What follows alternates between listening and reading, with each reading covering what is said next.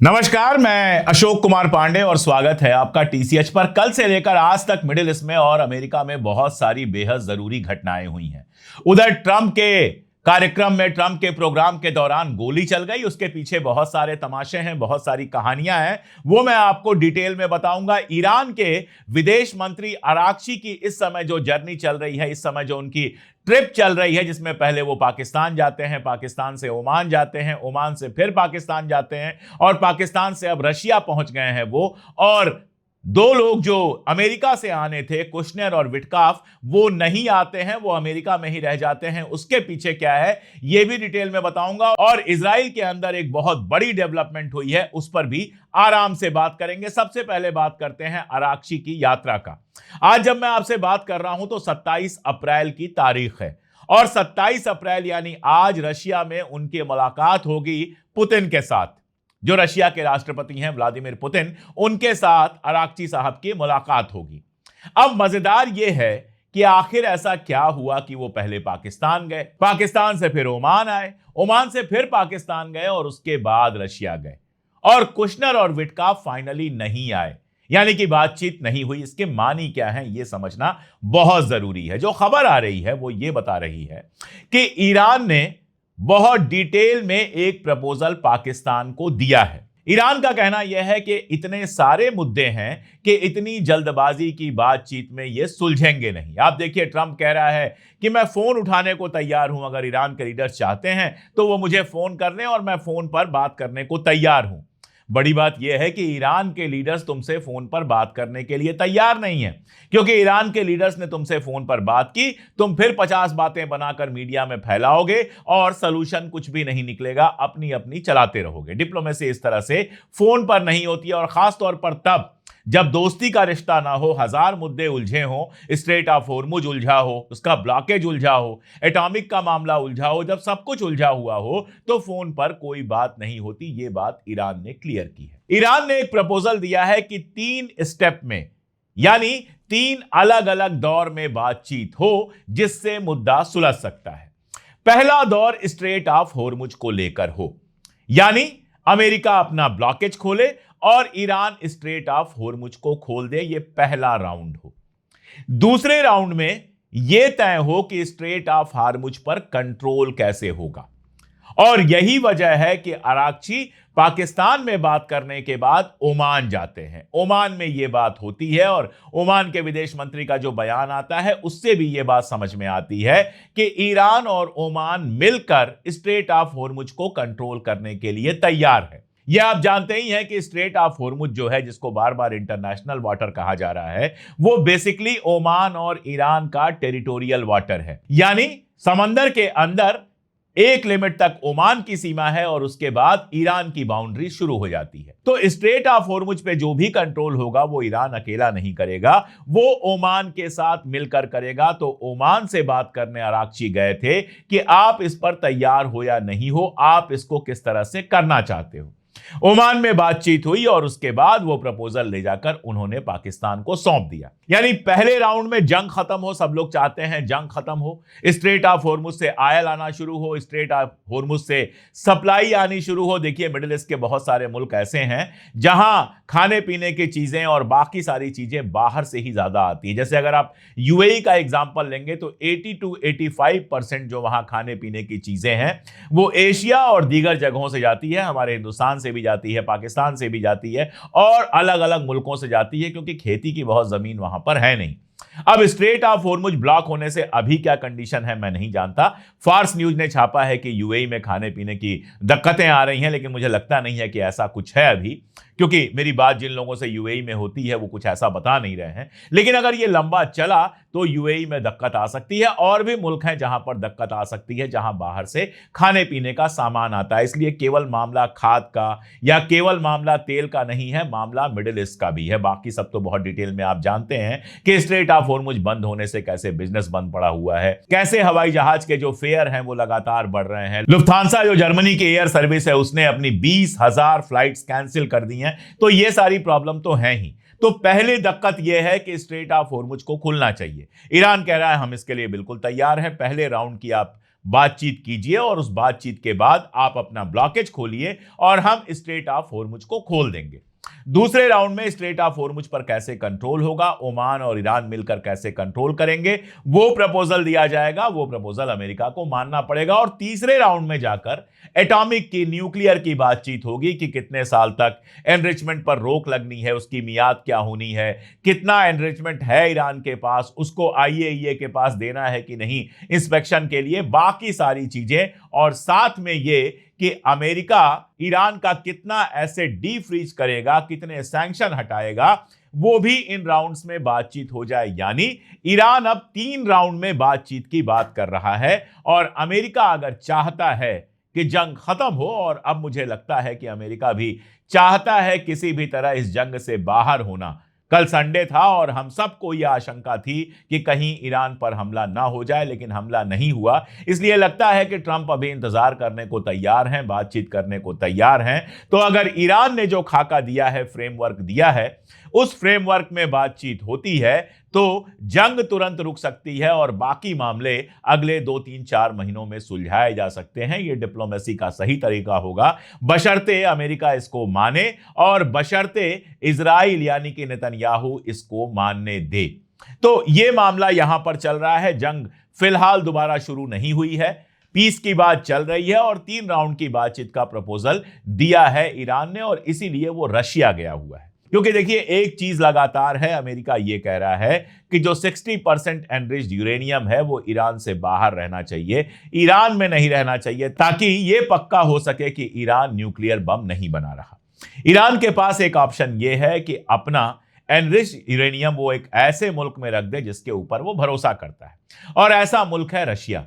तो यह हो सकता है कि न्यूक्लियर वाले मामले में कुछ चीजें तय करने की जो बात हो वो पुतिन से बातचीत के बाद हो, और इसीलिए स्ट्रेट ऑफ हॉर्मुज वाला मामला निपटाने के बाद अराक्ची गए हुए हैं रशिया, जहां पर पुतिन से बात करेंगे आज 27 तारीख को, 27 अप्रैल को। आगे बढ़ने से पहले एक अपील, बहुत छोटी सी अपील, चैनल को सब्सक्राइब कर लीजिए। कोई बड़ी बात नहीं है, बहुत छोटी सी बात है, चैनल को सब्सक्राइब कर लीजिए। दूसरी जो सबसे बड़ी खबर है वो अमेरिका से आई है, जहां ट्रंप के एक प्रोग्राम में गोलियां चल गई। गोलियां चलाने वाले की पहचान सामने आ गई है। इसका नाम टॉमस एलन है।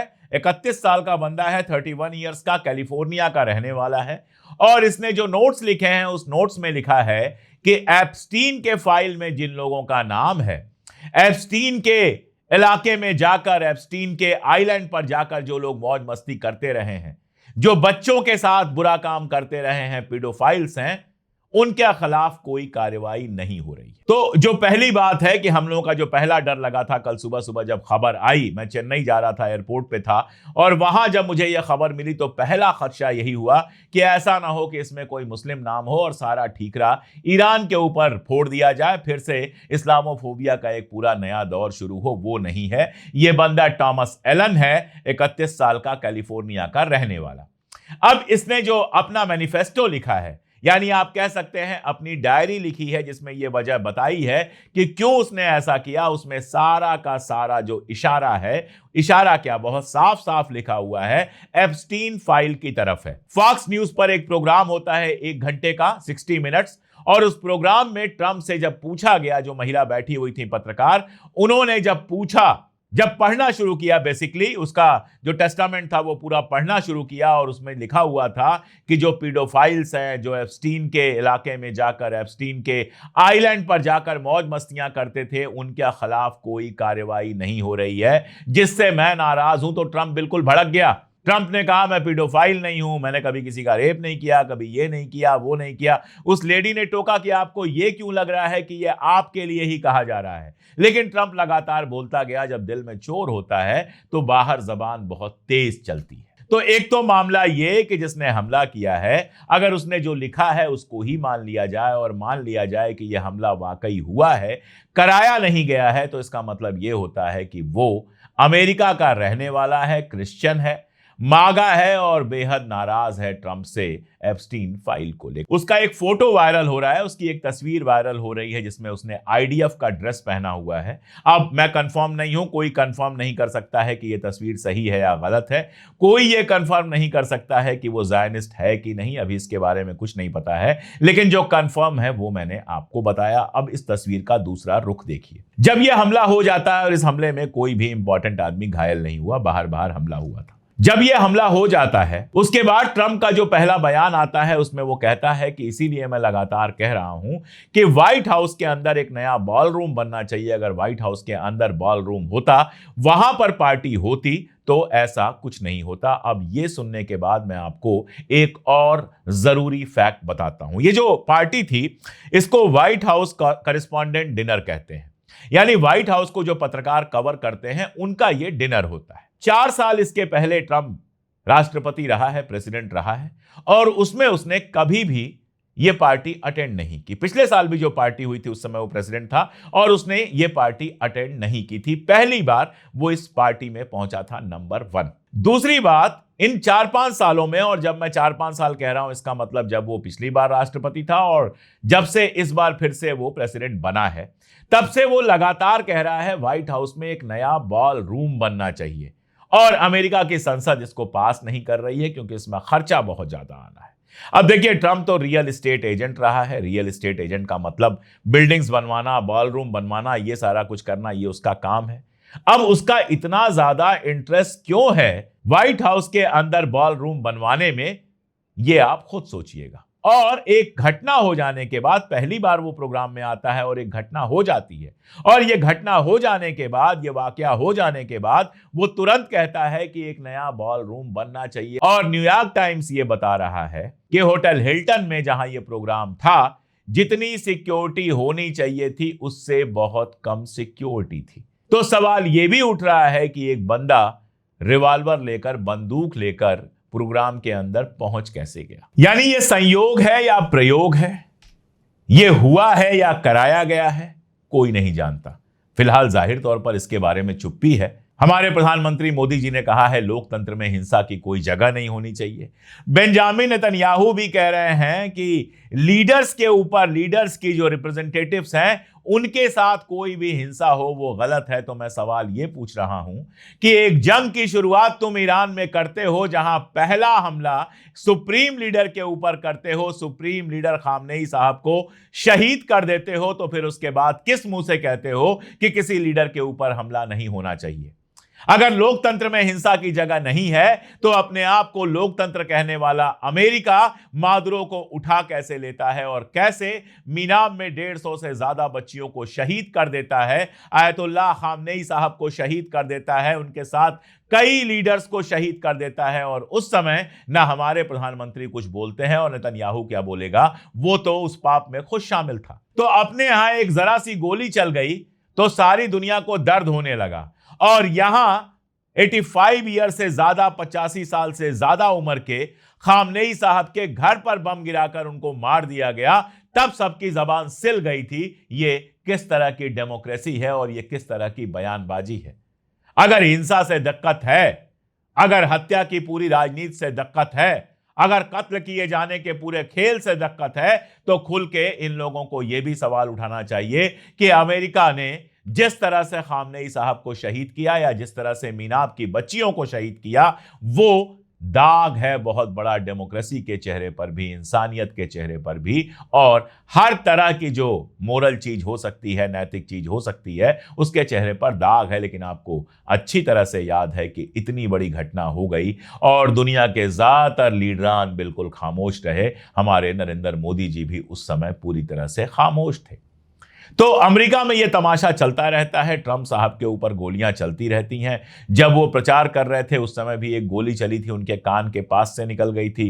किसने चलाई, क्या उसके पीछे साजिश थी, आज तक कोई नहीं जानता। उसमें ईरान को फंसाने की कोशिश की गई थी, लेकिन इस बार जो बंदा टॉमस एलन मिला हुआ है उसका ईरान से कोई रिश्ता जोड़ा नहीं जा सकता, इसलिए ईरान को फंसाने की कोशिश कम से कम नहीं हो रही है। एक और बड़ी खबर इजराइल से है। कल शाम को वहां पर 54,000 से ज्यादा 54,000 से ज्यादा लोग सड़कों पर उतरे और नेतन्याहू को गद्दी छोड़ने के लिए कहा कि नेतन्याहू को इस्तीफा दे देना चाहिए। इसके साथ खबर यह आई कि वहां के जो प्रेसिडेंट हर्जोग हैं, जिनके ऊपर लगातार ट्रंप ये प्रेशर बना रहा था कि नेतन्याहू को माफी दे दें ताकि उसको मुकदमों का सामना न करना पड़े, हर्जोग ने बिल्कुल क्लियर कर दिया है कि मैं नेतन्याहू को कोई माफी देने वाला नहीं। और एक और बड़ी घटना इजराइल से सामने आती है। वहां के विपक्ष के दो नेता, एक नफ्ताली बेनेट और दूसरा यावर लैपिड, जिनकी अपनी अपनी पार्टीज थी, इन्होंने अपनी दोनों पार्टियां एक में मर्ज कर दी हैं, मिला दी हैं और टुगेदर नाम की एक नई पार्टी बनाई है जो अब विपक्ष की सबसे बड़ी पार्टी बन गई है। और इनका कहना है कि 30 साल से इजराइल की गद्दी पर बैठकर नेतन्याहू ने इजराइल को तबाह बर्बाद कर दिया है। बीच में एक छोटा सा वक्फा था जब इन दोनों लोगों ने मिलकर उसको गद्दी से हटाया था, लेकिन 30 साल से कमोबेश लगातार इजराइल की गद्दी पर बना हुआ है नेतन्याहू। और इन लोगों का कहना है कि अब नेतन्याहू को गद्दी से हटाना जरूरी है, वरना यह इजराइल को तबाह बर्बाद कर देगा। तो एक तरफ जनता सड़क पर उतर रही है, दूसरी तरफ वहां के लीडर्स एक हो रहे हैं नेतन्याहू को निकालने के लिए। और इसके साथ एक और खबर मैं जोड़ देता हूं जो बहुत इंपॉर्टेंट रोल निभा रही है। हसन नसरुल्लाह को शहीद करने के बाद और खास तौर पर वो जो विस्फोट वाला कांड हुआ था, पेजर विस्फोट वाला कांड हुआ था, उसके बाद इजराइल का यह मानना था, नेतन्याहू और मोसाद का यह मानना था, हिजबुल्लाह पूरी तरह से खत्म हो गया है और इसीलिए ईरान के साथ साथ हिजबुल्लाह पर भी हमला बोल दिया गया था। लेकिन अब इजराइल की आर्मी कह रही है कि हिजबुल्लाह को रोकने का सिर्फ एक तरीका है और वो ये है कि जंग रोक दी जाए। अगर जंग जारी रहेगी, अगर हिजबुल्लाह पर हमले होते रहेंगे तो हिजबुल्लाह पलट के हमले करते रहेगा, हमारे लोग लगातार मारे जाते रहेंगे और नॉर्दर्न इजराइल में कभी पीस नहीं होगी। एक खबर यह भी है कि वहां 20 से ज्यादा इजरायली सैनिकों ने खुदकशी कर ली है, अपनी जान दे दी है पिछले 2-4 महीनों में। तो इजराइल के अंदर आपको याद ही होगा कि वहां के आर्मी चीफ ये बात कह चुके हैं कि हमारी आर्मी लड़ने के लिए तैयार नहीं है, नए लोग भर्ती नहीं हो रहे, जो पुराने लोग हैं वो बुरी तरह से थके हुए हैं और वार रेडी नहीं है। अगर नई भर्तियां नहीं होती हैं तो जंग जारी रख पाना हमारे लिए बेहद मुश्किल होता चला जाएगा। ये बात वहां के आर्मी चीफ ने कही थी। तो हिजबुल्लाह का प्रेशर भी इजराइल के अंदर काम आ रहा है। इजराइल की आर्मी, इजराइल के एक्सपर्ट्स ये कह रहे हैं कि हिजबुल्लाह को रोकना आईडीएफ के बस की बात नहीं है, इजराइल के बस की बात नहीं है। इसलिए बेहतर हो कि इस जंग से बाहर निकला जाए ताकि नॉर्दर्न इजराइल में लोग पीसफुली रह सकें। और इन सब के बीच गजा और वेस्ट बैंक में भी बहुत सारी घटनाएं हो रही हैं। मैं कम से कम गजा को भूला नहीं हूं, बाकी लोग भले भूल जाएं।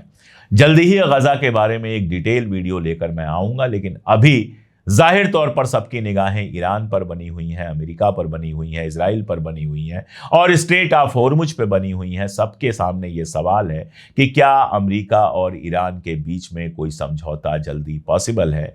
ईरान ने जो डील दी है, जिसके बारे में मैंने आपको बताया 3 स्टेज की डील दी है, अगर यह सच है कि इस तरह की डील ईरान ने दी है तो बहुत आसान है अमेरिका के लिए। अगले हफ्ते वो मीटिंग कर सकता है, अपना ब्लॉकेड हटा सकता है, जंग न करने का वादा कर सकता है और ईरान स्ट्रेट ऑफ हॉर्मुज को खोलने के लिए तैयार हो सकता है। जंग खत्म होने की तरफ धीरे धीरे बढ़ सकती है। अब अमेरिका ये करता है या कोई बदमाशी करता है, ये तो वक्त बताएगा। आज के लिए इतना ही, बहुत शुक्रिया।